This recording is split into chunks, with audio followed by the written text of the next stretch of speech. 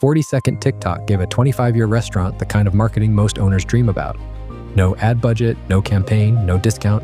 Just a quiet Japanese restaurant in Denver, a garden, and a dining room that looked like a place people were not supposed to find too easily. The next day, more than 100 people were waiting outside. Soon, a normal 30-minute wait became 3 hours. The video had worked. That was the problem. Domo had been built for patience. TikTok sent it speed, and once the internet found the garden, the restaurant had to start protecting itself from the very thing most businesses spend years trying to get: customers. Domo Japanese Country Restaurant opened in Denver in 1996. Its owner, Gaku Honma, was already known through the Nippon Kan Aikido Dojo attached to the same complex. Domo began as more than a place to sell lunch. It helped support the dojo, fed students, and gave Denver something that did not feel like a normal restaurant concept. Customers came through a wooden gate. They found a garden. Inside, the room felt closer to a rural Japanese farmhouse than a modern dining room. Heavy wood, old objects, quiet tables, country-style Japanese food instead of glossy sushi bar theater. Domo's value was never only the food, it was the pace. That matters because not every business is built to handle demand the same way. Some restaurants are built for volume, fast tables, fast ordering, fast turnover. The system works because speed is part of the product. Domo was different.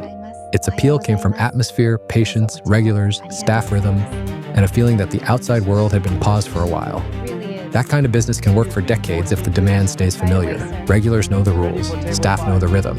The kitchen knows what to prepare. The owner can predict the day before the day arrives. That is not glamorous. It is how small businesses survive. They learn the shape of their demand. Domo had that shape for 25 years. Then a customer filmed the exact thing that made the restaurant special: a hidden garden, a quiet room, and a place that looked like a secret. And on TikTok, secrets do not stay secrets for long.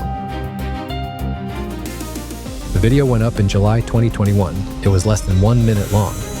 Later reporting described it as 40 seconds. No narration, no explanation. Just scenes from the restaurant. In one day, it drew hundreds of thousands of views. Then people started arriving.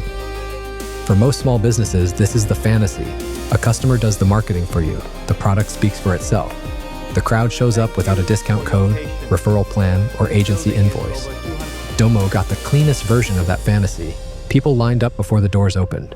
More than 100 people were reportedly waiting at the door the next day. Soon, the line stretched down the block. The old wait was 30 minutes. The new wait could reach 3 hours. This is the name pattern: demand shock against a low throughput model. A business receives attention from a channel built for volume, but the actual service depends on limits, pacing, staff judgment, and human care.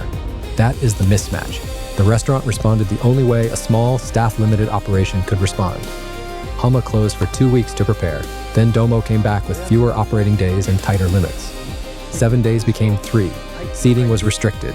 The business was still full almost every night it opened.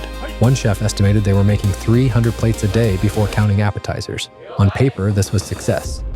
But inside the business, something more important had changed. Domo did not just have more customers, it had lost control of the day.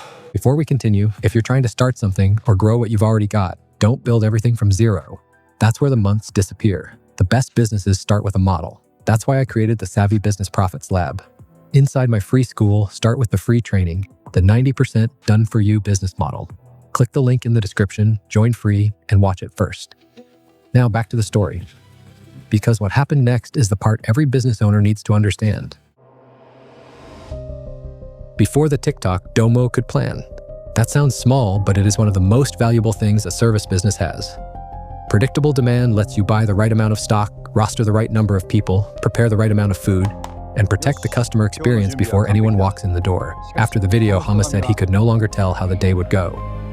That sentence is the business lesson. A small business can survive heavy demand when the pressure has a pattern. Saturday dinner rush, summer season, holiday bookings. Those are hard, but they are knowable. Algorithm demand is different. It arrives suddenly from people who may have no history with the business, no patience for its operating style, and no reason to understand why the place moves slowly. The new customers were not wrong for coming. The staff were not wrong for struggling. The model was being asked to do something it had not been built to do.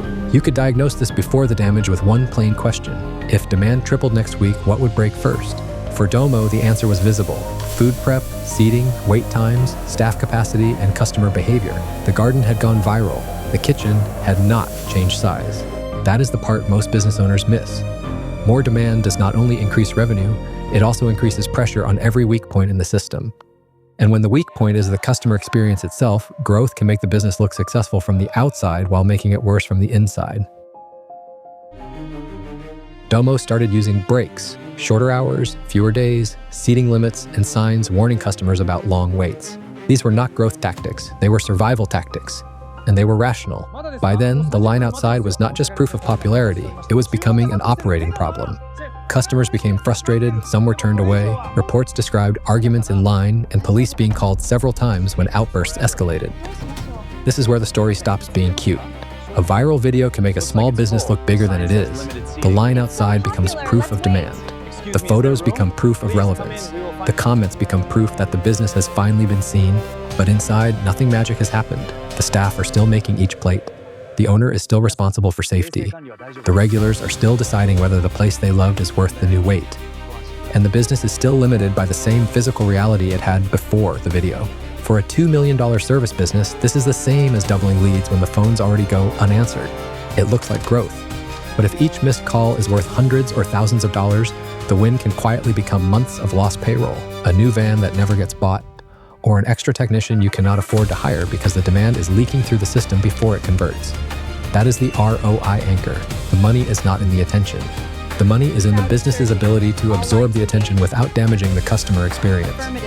By January 2022, Domo shut down for an extended break. By September, it was reported closed for good. That phrase did not last forever, but the decision underneath it was clear. Hama was not rejecting success. He was protecting the part of the restaurant the crowd had come to see. Domo later came back, but it did not return as the internet's version of itself. The comeback was smaller, more controlled, and less interested in feeding the viral machine.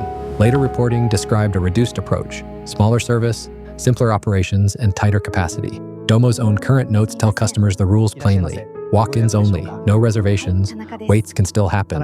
In other words, the constraint is not hidden anymore. It is part of the deal. That is the real ending. The restaurant did not solve the problem by becoming faster, louder, or more scalable. It survived by refusing to become the version of itself the internet accidentally ordered. And that is why the story matters beyond restaurants. The TikTok did what marketing is supposed to do. It brought people in. The mistake would be assuming that more demand automatically means a healthier business. Sometimes it does. Sometimes it only reveals that the business has been running at the edge of its real capacity for years. Domo was built for patience, so when it came back, it asked customers to bring some with them. For any service business owner watching, Domo's story is not about TikTok. It is about capacity. If your leads doubled next week, where would the strain show first? The phones, the quoting, the calendar, the staff, the quality of the work, the cash flow? And if the answer is, we would just work harder, that is not a system. That is a timer. So check one number tomorrow morning. How many jobs, calls, bookings, or orders can your business handle before the customer experience starts getting worse? That number is your real growth limit. Marketing only reveals it faster. Don't click away yet.